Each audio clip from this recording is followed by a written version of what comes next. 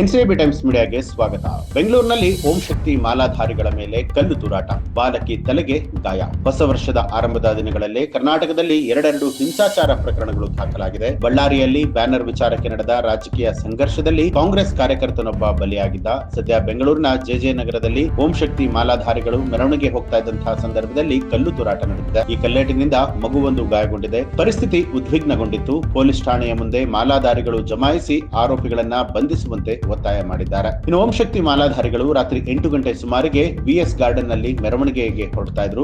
ಈ ವೇಳೆ ಮತ್ತೊಂದು ಕೋಮಿನ ಜನರು ಮೆರವಣಿಗೆಯಲ್ಲಿ ಸಾಕ್ತಿದ್ದವರ ಮೇಲೆ ಕಲ್ಲು ತೂರಾಟ ನಡೆಸಿದ್ದಾರೆ. ಈ ವೇಳೆ ಓಂ ಶಕ್ತಿ ಮಾಲಾಧಾರಿ ಯುವತಿಯ ತಲೆಗೆ ಕಲ್ಲು ತಾಗಿದ್ದು ಅವರು ಗಾಯಗೊಂಡಿದ್ದಾರೆ. ಇದರಿಂದ ಆಕ್ರೋಶಗೊಂಡಂತಹ ಓಂ ಶಕ್ತಿ ಮಾಲಾಧಾರಿಗಳು ಸ್ಥಳೀಯರು ಜೆಜೆ ನಗರ ಠಾಣೆಯ ಮುಂದೆ ಜಮಾಯಿಸಿ ಕಲ್ಲು ತೂರಾಟ ಮಾಡಿದ ಕಿಡಿಗೇಡಿಗಳನ್ನ ಶೀಘ್ರವೇ ಬಂಧಿಸಬೇಕು ಅಂತ ಹೇಳಿ ಆಗ್ರಹಿಸಿದ್ರು. ಮತ್ತೊಂದು ಕೋಮಿನ ಜನರು ಉದ್ದೇಶಪೂರ್ವಕವಾಗಿ ಮೆರವಣಿಗೆಯ ಮೇಲೆ ಕಲ್ಲು ತೂರಾಟ ನಡೆಸಿ ಶಾಂತಿ ಭಂಗ ಮಾಡಿದ್ದಾರೆ ಅಂತ ಹೇಳಿ ಪ್ರತಿಭಟನಾಕಾರರು ಕಿಡಿಕಾರದ್ರು. ಸಾವಿರಾರು ಸಂಖ್ಯೆಯಲ್ಲಿ ಜನರು ಠಾಣೆಯ ಮುಂದೆ ಜಮಾಯಿಸುತ್ತಾರೆ. ರಸ್ತೆಯ ವಾಹನ ಸಂಚಾರವನ್ನ ಕೂಡ ಅಡ್ಡಗಡ್ತಾರೆ. ಪಶ್ಚಿಮ ವಿಭಾಗದ ಡಿಸಿಪಿ ಯತೀಶ್ ಸ್ಥಳಕ್ಕೆ ಆಗಮಿಸಿ ಪ್ರತಿಭಟನಾಕಾರರ ಮನವೊಲಿಸುವಂತ ಪ್ರಯತ್ನ ಮಾಡಿದ್ರು. ತಡರಾತ್ರಿಯವರೆಗೂ ಕೂಡ ಪ್ರತಿಭಟನೆ ಮುಂದುವರೆದಿತ್ತು. ಎಸಿಪಿ ಭರತ್ ರೆಡ್ಡಿ ಕೂಡ ಸ್ಥಳಕ್ಕೆ ಭೇಟಿ ನೀಡಿ ಮಾಹಿತಿ ಪಡೆದರು. ಅಕ್ಕಪಕ್ಕದ ಪೊಲೀಸ್ ಠಾಣೆಗಳ ಸಿಬ್ಬಂದಿಗಳು ಹಾಗೂ 2 ಕೆಎಸ್ಆರ್ಪಿ ತುಕಡಿಗಳನ್ನ ಬಂದೋಬಸ್ತ್ಗಾಗಿ ಈಗಾಗಲೇ ನಿಯೋಜನೆ ಮಾಡಲಾಗಿದೆ.